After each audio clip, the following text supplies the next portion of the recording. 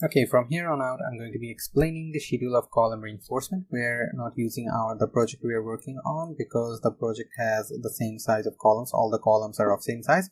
This project has different size columns, so that is why I'm going to give you an example with this project.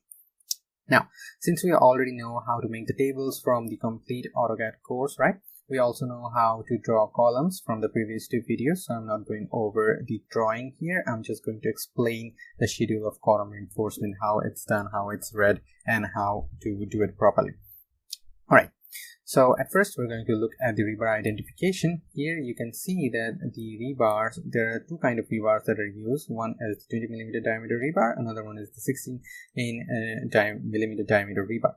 So how are you going to specify that? If someone looks at the drawing, for example, if someone looks at this drawing, they'll know that this column is supposed to have 4 20mm diameter rebar and 4 16mm diameter rebars. Now, how to place them, where to place them? For example, if that's just written and all of the rebars are given same color, then one might think that, hey, I may put one 16mm here, one 20mm here, one 16mm here, one 20mm here, and the way they want, they arrange it the way they want. So you need to specify which goes where, because this is a crucial fact.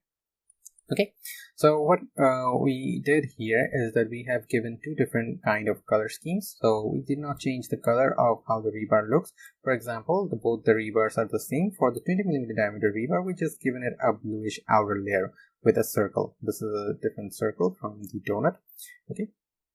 So now once someone in the execution field looks at it, they'll understand, hey, this column requires 4 20mm diameter rebar and 4 16mm diameter rebar, and the 20mm diameter rebars are supposed to be at the outer section, and the 16mm are supposed to be in the inner section. So that is the purpose of the different color rebar and the rebar identification tape.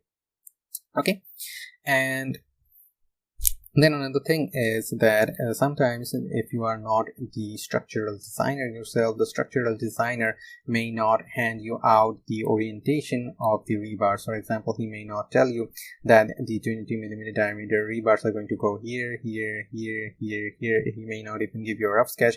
What he's going to tell you is that, hey, this column is going to be of 12 by 14 and it's going to have 6 20mm diameter rebars and 2 16mm diameter rebars. Then you would have to know where to put the 6 20s and the 2 16s. Right?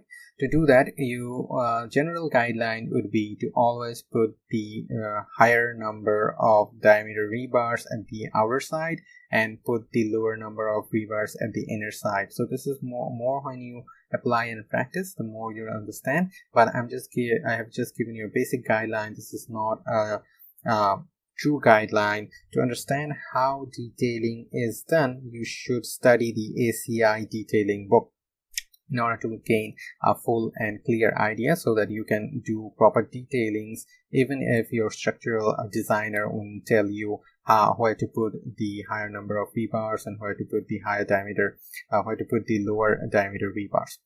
Okay, if they don't hand you out the orientation. Alright, so yeah, I think I'm going to keep it at this much in this video, and we're going to move on from the next one. Thank you very much for watching.